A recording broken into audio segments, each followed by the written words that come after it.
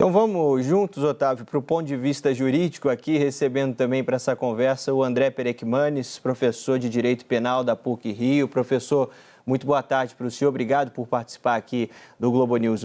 Vamos recapitular, né? A defesa do ex-presidente Jair Bolsonaro alega que não descumpriu a proibição de usar redes sociais. Destaca muito essa questão do uso por parte de terceiros, porque a gente fala, acho que foi uma das últimas frases que eu me lembro que falei aqui no Globo News mais de ontem. Uma coisa é Bolsonaro usar as redes de terceiros, outra coisa são terceiros usarem suas redes para falar e mostrar o ex-presidente, né? E aí pede que Moraes esclareça se o ex-presidente está autorizado, afinal, também a dar entrevistas, porque elas podem acabar sendo compartilhadas em perfis de terceiros, como eu disse. Quero começar ouvindo, então, a avaliação do senhor sobre esse impasse e esses questionamentos da defesa do ex-presidente. Mais uma vez, boa tarde.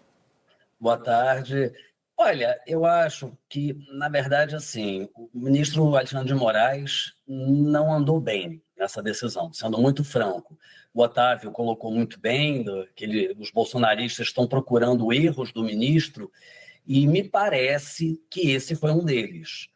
Porque, veja só, a pretexto de não prender preventivamente o ex-presidente Jair Bolsonaro, muito embora ele já tenha dado elementos mais do que suficientes para essa medida, a pretexto de não fazer isso, como dito até também aí no programa que teria sido uma apuração, né, do Valdo Cruz, de que seria um entendimento dos outros ministros, uma ideia de evitar isso, mas a pretexto de evitar isso, o ministro Alexandre de Moraes impôs uma restrição confusa, efetivamente, e que todas as considerações que podem ser feitas realmente não se sustenta, porque é direito de todo réu, eventualmente, dar uma entrevista, via público, questionar decisões que ele entende desfavoráveis a ele. Isso não se confunde com ele financiar um filho para ir aos Estados Unidos para maquinar com o governo norte-americano medidas que visem a constranger o poder judiciário. São coisas completamente diferentes. Essas, sim, devem ser combatidas e, naturalmente, podem até levar à prisão preventiva. Mas, a pretexto de evitar uma suposta narrativa de parcialidade, o ministro Alexandre de Moraes, no meu modo de ver, estabeleceu uma medida até inexequível. E, realmente, como colocado pelo Otávio, se uma terceira pessoa filma o ex-presidente Jair Bolsonaro, faz alguma pergunta, ouve algo que ele diga e posta na rede social, ele não pode, evidentemente, ser punido, sancionado por isso. Então, realmente, me parece um passo em falso do ministro Alexandre de Moraes. Prazer falar com o senhor, obrigado aí pelos seus esclarecimentos. Professor, o direito a liberdade de expressão, o direito de falar, de se comunicar, ele é facultado a todos os cidadãos. Esse direito diminui se você é denunciado ou se você é condenado, ou esse direito da liberdade de expressão se mantém? Se mantém. Porque a questão aqui, Otávio, não é o direito em si, é o que se faz com esse direito. Não existe nenhum direito absoluto, nem o direito à vida é absoluto. A gente pode, eventualmente, matar em legítima defesa, por exemplo. Então, a liberdade de expressão também não é absoluta. Agora, o fato de ser réu num processo não tira dessa pessoa o direito a se expressar desde que dentro do que prevê a lei. Então, vira público, repito, vira público, dizer, olha, eu acho que o processo é nulo, o ministro não está proferindo decisões justas, eu estou sendo humilhado, isso é uma covardia comigo, tudo isso é direito do réu, é direito dele. A gente brinca, né, no direito, é o ius esperneandi, inclusive, o direito de espernear. Ele pode estar certo ou errado, mas é direito dele. O que ele não pode fazer é utilizar sua liberdade de expressão para tentar interferir de forma nociva, deletéria, obstruindo investigações, ou então alimentando condutas criminosas para, com isso, constranger o Poder Judiciário.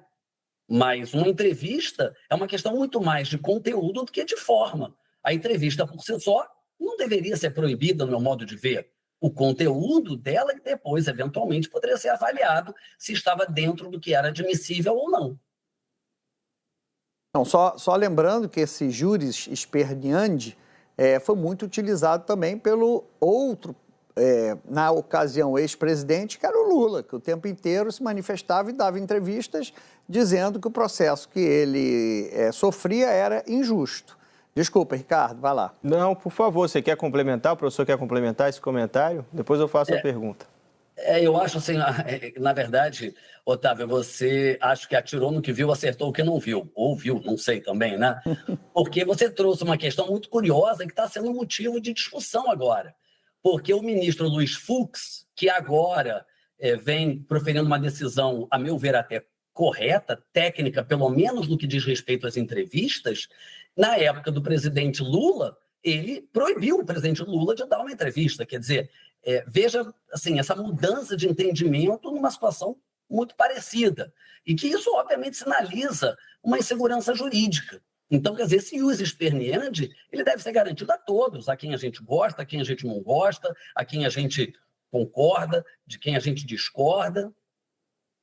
E, professor, é importante destacar que a gente fala do direito à liberdade de expressão, no caso da entrevista, mas ao da liberdade de imprensa também, né? O dos jornalistas de fazerem suas perguntas e questionarem também réus ou investigados sobre esses processos. Isso é um ponto importante. Agora, trazendo também uma discussão que eu estava tendo com o Otávio antes da chegada do senhor, a gente estava no campo político, mas trazendo para o campo jurídico também. Claro que há ali um leque de opções e de possibilidades do que o ministro Alexandre de Moraes pode fazer a partir dos questionamentos da defesa. Quero ouvir o senhor a respeito da possível consulta por parte do ministro à Procuradoria-Geral da República. O Otávio lembra muito bem que todos esses processos, a própria ação da última sexta-feira, é importante sempre destacar aqui, parte da investigação da Polícia Federal, de uma conclusão da Procuradoria-Geral da República e aí sim a decisão do ministro Alexandre de Moraes. Ela não é de ofício, ela não sai da cabeça só do gabinete do ministro Alexandre de Moraes. Mas como é que é o entendimento do senhor também a respeito agora dessa devolução, né? Já que a bola está com o ministro Alexandre de Moraes, de poder consultar a Procuradoria-Geral da República e como isso também acalma os ânimos dentro do debate desse processo? Olha, eu acho que obviamente, muito prudente que ele escute o Procurador-Geral da República, mas eu não creio que ele vai escutar o Procurador-Geral da República, caso ele assim decida fazer, sobre a extensão da decisão, porque a decisão quem proferiu foi ele.